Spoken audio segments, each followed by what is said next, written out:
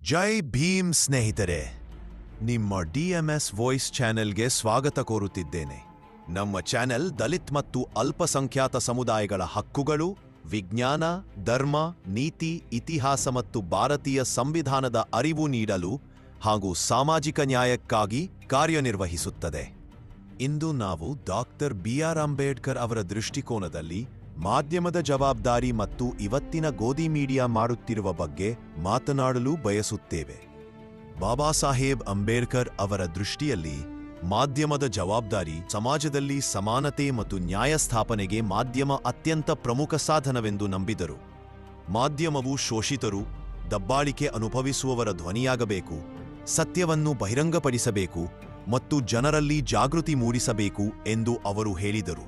ಮಾಧ್ಯಮವು ಸಮಾಜದ ಬದಲಾವಣೆಗೆ ಮತ್ತು ಶೋಷಿತರಿಗೆ ನ್ಯಾಯ ದೊರಕಿಸಿಕೊಡುವಲ್ಲಿ ಪ್ರಮುಖ ಪಾತ್ರ ವಹಿಸಬೇಕು.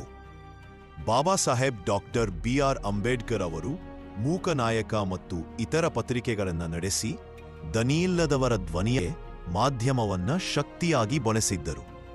ಅವರು ಮಾಧ್ಯಮವನ್ನ ನ್ಯಾಯ, ಸಮಾನತೆ ಮತ್ತು ಸಾಮಾಜಿಕ ಬದಲಾವಣೆಗೆ ಅತ್ಯಂತ ಅಗತ್ಯವಾದ ಸಾಧನವೆಂದು ನಂಬಿದ್ದರು.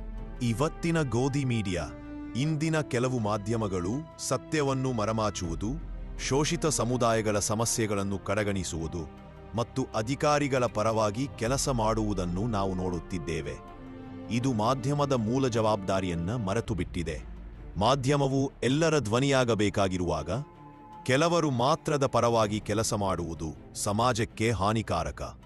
ಮಾಧ್ಯಮದ ಜವಾಬ್ದಾರಿ ಸಮಾಜ ಕಟ್ಟಲು, ಸತ್ಯ ಮತ್ತು ನ್ಯಾಯದ ಪರವಾಗಿ ನಿಂತು ಶೋಷಿತ ಮತ್ತು ಅಲ್ಪಸಂಖ್ಯಾತ ಸಮುದಾಯಗಳ ಸಮಸ್ಯೆಗಳನ್ನು ಬಹಿರಂಗಪಡಿಸುವುದು, ಜನರಲ್ಲಿ ಜಾಗೃತಿ ಮೂಡಿಸಿ ಸಂವಿಧಾನದ ಹಕ್ಕುಗಳು ಮತ್ತು ಕರ್ತವ್ಯಗಳ ಬಗ್ಗೆ ತಿಳಿಸುವುದು, ಸಾಮಾಜಿಕ ಸಮಾನತೆ, ಸಹಾನುಭೂತಿ ಮತ್ತು ಸಹಬಾಳ್ವೆಗೆ ಪ್ರೋತ್ಸಾಹಿಸುವುದು.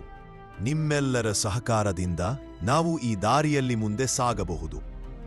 ದಯವಿಟ್ಟು ನಮ್ಮ ಚಾನೆಲ್ಗೆ ಸಬ್ಸ್ಕ್ರೈಬ್ ಮಾಡಿ, ಈ ವಿಡಿಯೋವನ್ನ ನಿಮ್ಮ ಸ್ನೇಹಿತರು ಮತ್ತು ಕುಟುಂಬದವರೊಂದಿಗೆ ಶೇರ್ ಮಾಡಿ. ನಿಮ್ಮ ಬೆಂಬಲ ನಮ್ಮ ಶಕ್ತಿಯಾಗಿರಲಿ. ಸಮಾಜದ ಸುಧಾರಣೆಗೆ ನೀವು ಸಹಭಾಗಿಯಾಗಿರಿ. ಧನ್ಯವಾದಗಳು.